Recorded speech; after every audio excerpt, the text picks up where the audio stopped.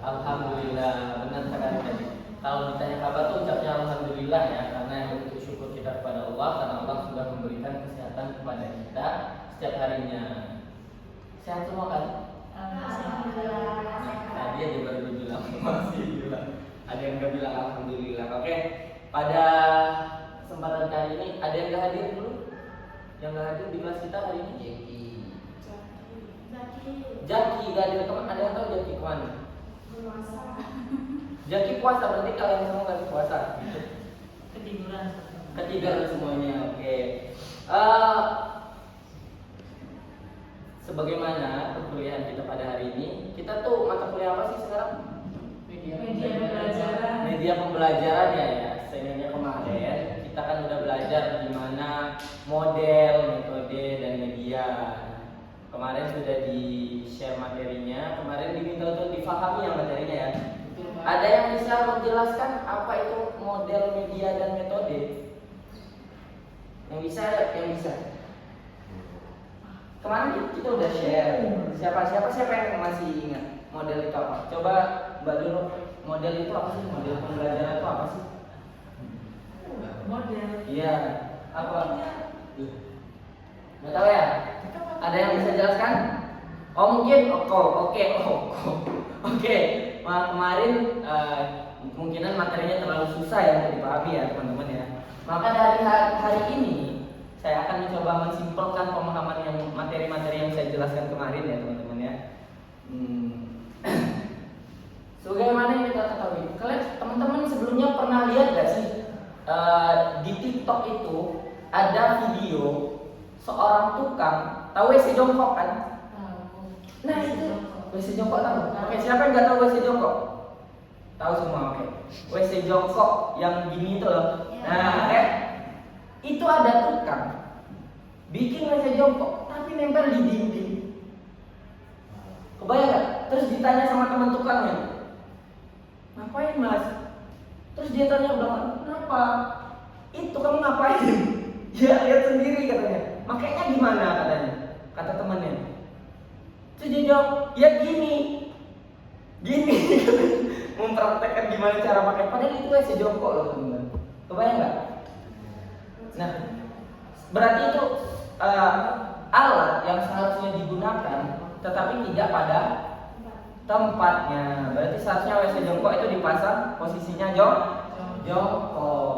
Nah, sekarang kita hari ini kita akan kaitkan apa sih materi kemarin dengan menjadi guru. Kita sepakat gak sih? Jurusan teman-teman apa sih semuanya? PAI. Tujuannya jurusan PAI ini untuk menjadi guru apa? Guru PAI, benar sekali. Nah, cara menjadi guru yang baik. Nah, guru yang baik itu adalah guru yang boleh terserah. Guru yang baik adalah guru yang Sopan. Guru yang baik adalah guru yang ditiru. Guru yang baik adalah guru yang baik adalah guru yang Oke, guru yang Asyik. Oke, guru yang Jawaban saya itu. jujur ya jawabannya. Apa yang lain? Guru yang bisa menjelaskan dengan sederhana. Guru yang bisa menjelaskan dengan sederhana. Oke. Sesuai dengan pembelajaran kita yang kemarin, bahwa guru yang baik adalah guru yang bisa menyampaikan materinya dengan baik. Guru yang bisa memberi pemahaman kepada siswanya. Nah, itu adalah guru yang baik. Bayangkan coba. Berarti lawan guru yang baik apa sih? Lawan guru yang baik itu apa? Guru yang baik itu lawannya guru apa? Yang tidak baik. Yang tidak baik. Berarti ada guru yang tidak baik. Semua guru baik pada tempatnya masing-masing. Oke, ada guru yang kurang baik. Apa guru yang kurang baik? Yaitu guru yang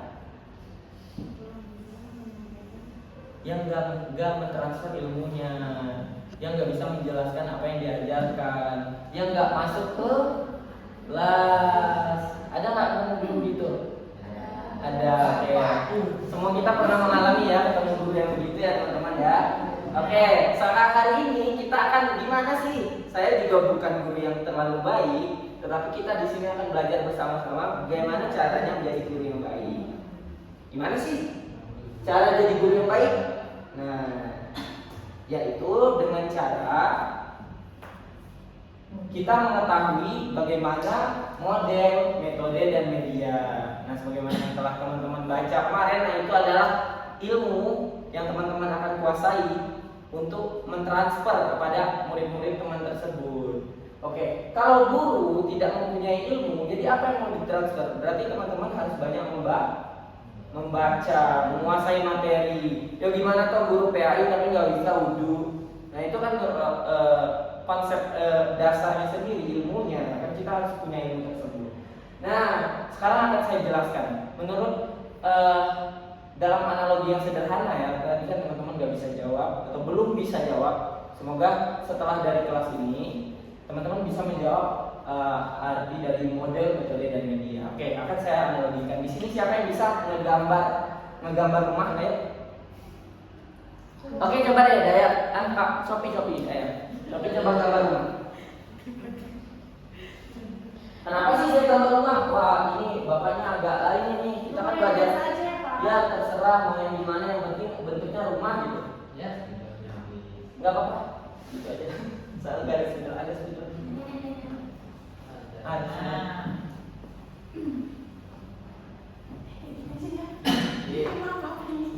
Itu gubuk, Mbak. Apa? Gubuk.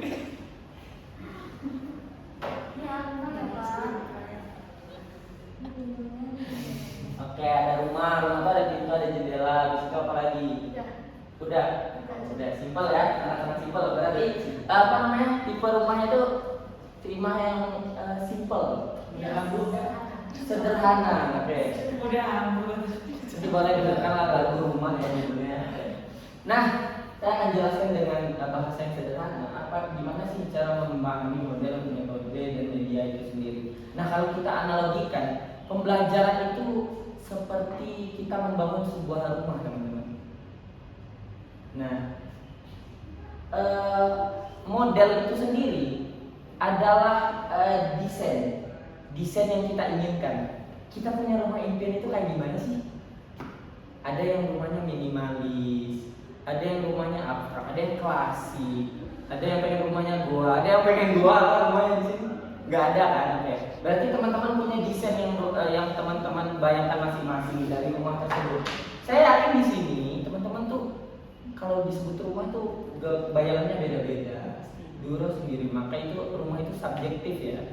Ilmu itu tergantung apa yang kita ajarkan. Maka kita sebagai guru itu perlu menanamkan, mentransferkan gimana sih bentuk rumah itu. Model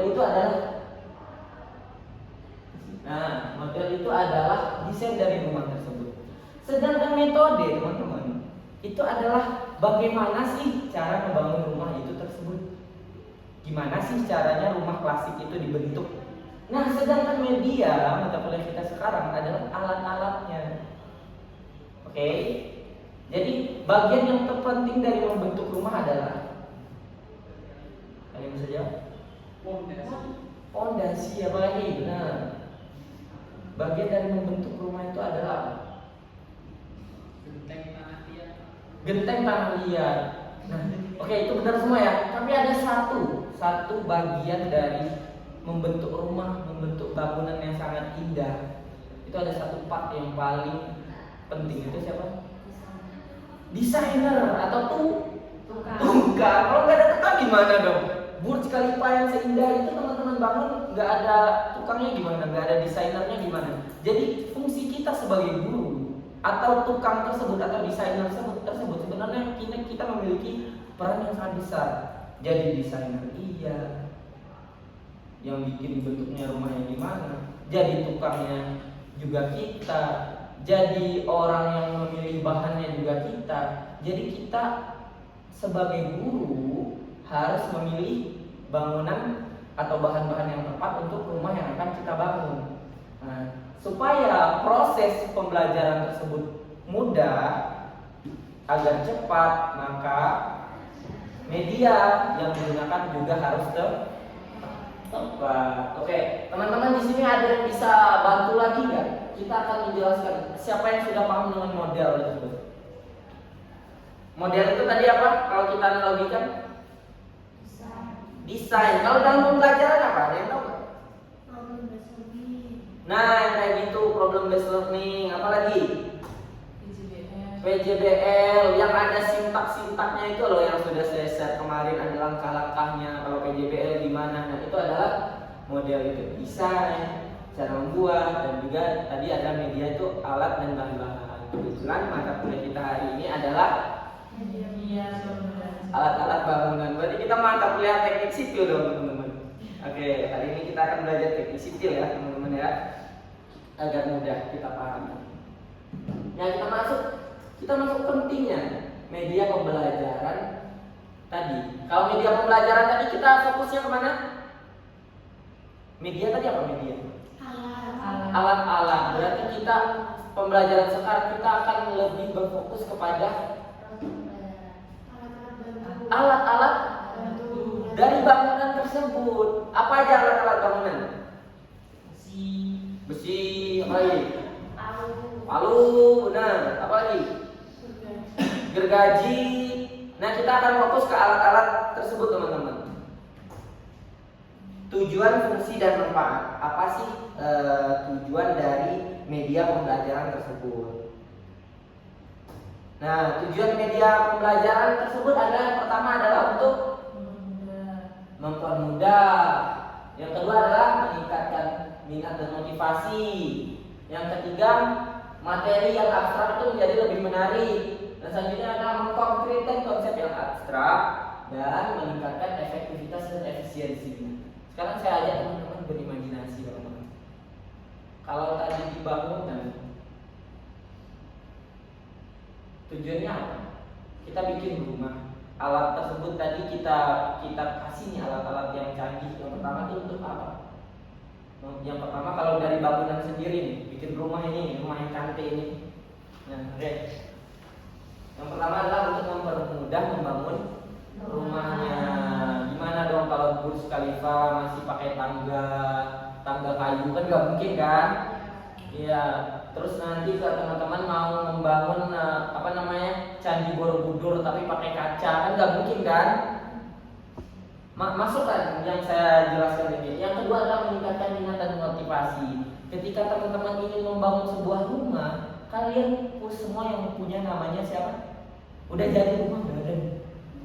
Jadi apa selanjutnya? Udah kita bikin nih rumah banyak-banyak, kuasa pengusaha rumah nih gitu. Oke, habis itu apa? Apa selanjutnya? Kita jual kan rumah tersebut kan? Nah, iya kan? Masa mau dipakai semua rumahnya hari ini pindah sini kan nggak mungkin kan? Besoknya pindah lagi kan nggak mungkin. Teman-teman harus jual rumah tersebut supaya rumah itu laku terjual. Maka rumah itu harus didesain bagus dengan bahan-bahan yang bagus supaya meningkatkan minat dan motivasi siswa pembeli untuk membeli rumah kita tersebut. Gitu juga pembelajaran. Kalau teman-teman nanti ngajar, jadi begini, kita hari ini belajar SKI ya. Oke, siapa yang bisa cerita ini di zaman ini? Oke, semua. Pokoknya dari awal sampai akhir cerita gurunya terus. Jadi itu kita kayak berimajinasi. Kita hari ini mata kuliah kelas imajinasi, ngebayangin gimana orang perang, kan nggak mungkin kan? Maka dibutuhkan yang namanya adanya media supaya imajinasi itu dapat kita wadahi, dapat kita transfer dengan baik. Itulah gunanya media tadi. Selanjutnya ada itu yang ketiga yang baru saya jelaskan, materi yang abstrak menjadi lebih menarik. Yang abstrak nggak jelas nih. Saya bilang rumah dulu. Ini ada yang ngebayangin rumah ayam, ada yang ngebayangin rumah kucing. Padahal yang saya maksud adalah rumah yang bagus. Maka dari itu media yang kita tunjukkan adalah apa? Kalau mau saya bilang rumah, berarti harus ada gambar rumah supaya kita semua sepakat bahwa untuk mempelajari suatu rumah, untuk mempelajari suatu dalil, untuk mempelajari suatu kisah, itu benar-benar harus minimal ada gambarnya, minimal ada suaranya. Ya gimana? Teman-teman pernah nggak mendengarkan surah Al-Baqarah itu? Terus ada yang nggak hafal Al-Baqarah yang mana ya? Nah, berarti yang harus ada di kelas itu adalah apa? Audio yang memperdengarkan surah Al-Baqarah supaya orang-orang paham media itu apa sih gunanya. Itu yang saya jelaskan tadi. Selanjutnya adalah mengkonkretkan konsep yang abstrak yang saya jelaskan tadi biar jelas. Yang jelas itu jadi jelas. Oke, anak-anakku sekalian, kita hari ini belajar tawaf ya. Teman-teman coba bayangkan Ka'bah. Kamu aja belum? Ada yang belum haji, tapi nggak bisa ngebayangin Ka'bah kan? Maka harus ada gambar Ka'bah. Itu mengkonkretkan konsep yang abstrak. Terus meningkatkan efektivitas dan efisiensi. Nah, kalau kita analogikan lagi dengan membangun rumah tersebut, mana yang lebih cepat? Kamu tahu mobil mengelem nggak? Yang gede itu, yang ada bulatan di belakangnya itu. Mana yang lebih cepat itu ngaduk semen daripada tukeran kayak pangkul gitu, pakai cangkul. Mobil kan, maka dengan media yang lebih bagus, media yang lebih menarik, media yang lebih tepat pada tempatnya, maka pembelajaran itu akan cepat ditangkap oleh siswa. Oh iya ini, oh bentuk Ka'bah, oh ini, oh ya ini ya Ka'bah ya. Nah jadi kayak Ka'bah gimana ya? Yang nggak tahu Ka'bah kan nggak mungkin gitu. Oke. Itu adalah tujuan dari media pembelajaran tadi. Nah kita lanjut ke materi berikutnya. Sampai di sini ada yang tidak paham boleh angkat tangan? Oke, paham semua ya? Berarti nanti ketika saya minta jelaskan, teman-teman bisa menjelaskan dengan definisi kalian masing-masing. Definisi itu perlu teman-teman, tetapi saat kita menjelaskan apa yang kita pahami itu lebih penting daripada definisi yang kita punya. Gimana kalau kita hafal definisi tapi nggak bisa menjelaskan? Oke, nanti saya akan minta teman-teman untuk menjelaskan ulang ya. Manfaatnya, kita masuk manfaat. Apa sih manfaat media pembelajaran tersebut? Nah, seperti tadi yang saya jelaskan, hasil positif dari penggunaan alat yang tepat. Jika tukang atau guru tadi memakai alat yang tepat. Tunggu, oke. Teman-teman pernah nggak lihat video ini?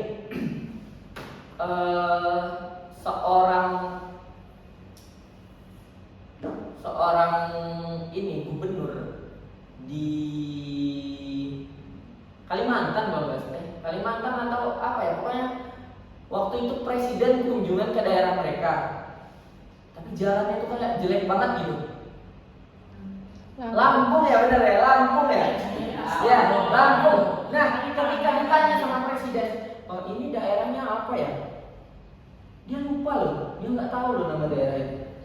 Nah itulah contoh ketika sebenarnya waktu itu jalan yang bagus itu sudah disiapkan, tapi di prank oleh presiden kita, dia lewat jalan yang jelek tadi. Nah dia nggak tahu nama daerah itu apa. Nah itulah jadinya ketika guru tidak tahu, contohnya ketika guru nggak tahu cara menerapkan media dengan baik, dia nggak tahu tupoksinya apa. Kadang dia nggak tahu hari ini saya ngajar apa ya. Oh iya saya ngajar ini, udah ada nih materinya nih. Saya mau ngajarnya di mana ya? Nah, ketika guru sudah tidak tahu bagaimana cara mengajar, disitulah pembelajaran menjadi membosankan.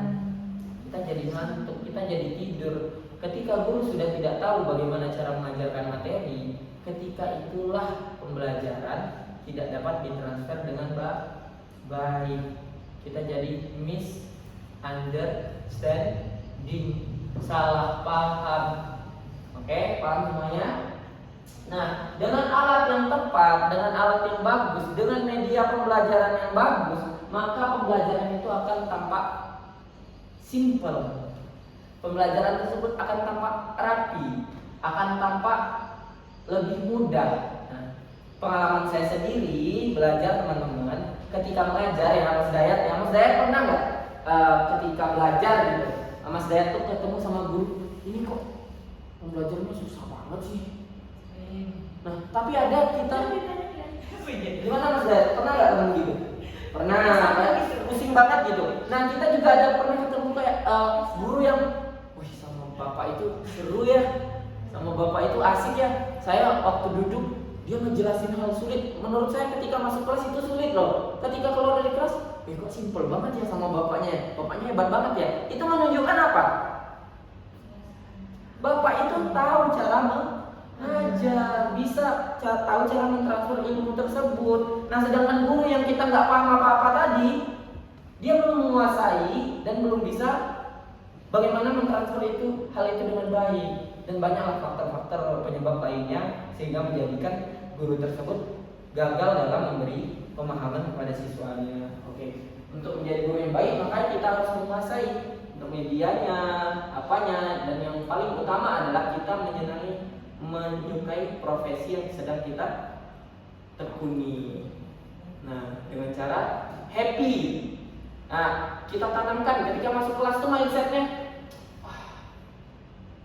Kalau kita tanamkan gini ya, ajar lagi nih, capek lagi nih, ketemu siswa lagi nih, gua ngajar dia main HP, kayak yang di Zoom tuh. Kayak gitu kan. Nah, kalau gitu kan nanti jadi pusing kita jadinya. Nah, kalau nanti teman-teman bawaannya happy, nah itu bakal, gua ngajar lagi nih, seru lagi nih, ketemu lagi nih, diskusi lagi nih, tahu lagi nih gimana siswa mikirnya gimana nih. Seharusnya kita tuh jadi guru itu teman-teman. Nah, dan selanjutnya dengan bahan yang bagus, dengan bahan yang berkualitas, dengan media pembelajaran yang baik tadi, bangunan tersebut tadi itu nggak mudah roboh. Nah, apa contohnya kalau di pembelajaran bangunan yang nggak mudah roboh? Siswa tuh nggak mudah lupa. Teman-teman pernah nggak belajar nih? Habis belajar nih. Habis keluar kelas, tadi belajar apa ya? Suruh ngejelasin lagi nggak tahu. Nah, itu salah satu contoh ilmu yang mudah roboh gitu. Nah, sebagaimana yang kita tahu, guru saya pernah menyampaikan, inna min barakatil ilma ayyatiyaka wa anta tahju ilai. Contoh bentuk dari ilmu itu yang barokah, ilmu yang bermanfaat tersebut, itu adalah dia itu ada ketika kita butuh. Gimana caranya kita belajar 3 tahun ketika ditanya, Mas, hukum ini apa?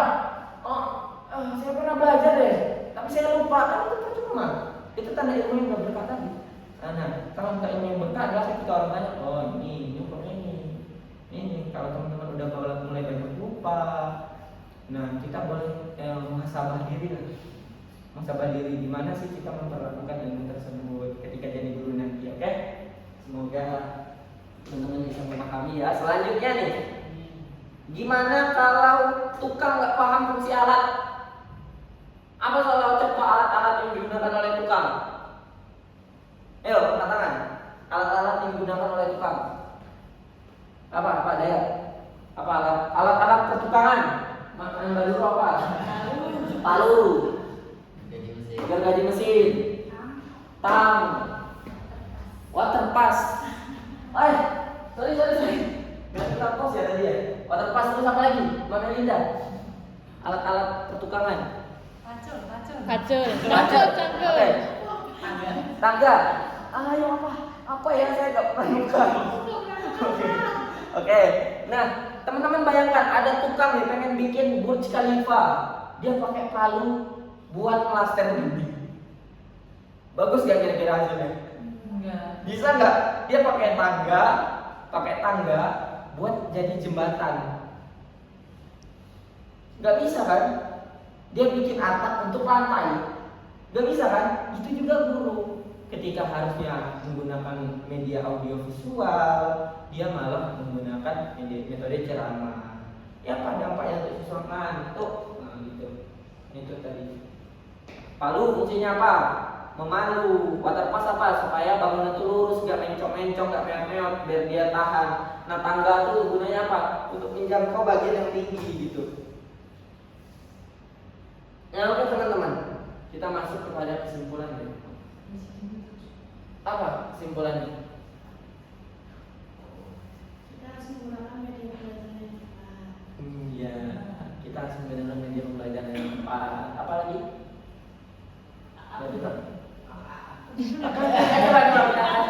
Kasih tentang dulu. Oke. Saya coba kasih waktu 3 detik deh untuk membayangkan apa yang sudah kita pelajari hari ini. Nah, 3 detik lah. Kelamaan. Iya. Ya. Oke, Masnya apa kesimpulannya hari ini? Menempatkan sesuatu sesuai dengan tempatnya. Menempatkan sesuatu pada sesuai dengan tempatnya. Oke. Jadi tukang. Terus apa lagi? Mbak Melinda apa? Jadi tukang. Jadi tukang yang baik. Guru berarti jadi guru yang baik, Jadi guru yang tepat. Apa? Dia dapat mempermudah pembelajaran. Nah, dia dapat mempermudah pembelajaran. Baca apa? Kalau tujuannya besar berarti prosesnya juga harus maksimal. Iya benar, tujuan yang besar prosesnya harus maksimal. Jadi nggak setengah-setengah ya. Oke. Kenapa kita harus mempersiapkan Iya. yang tepat?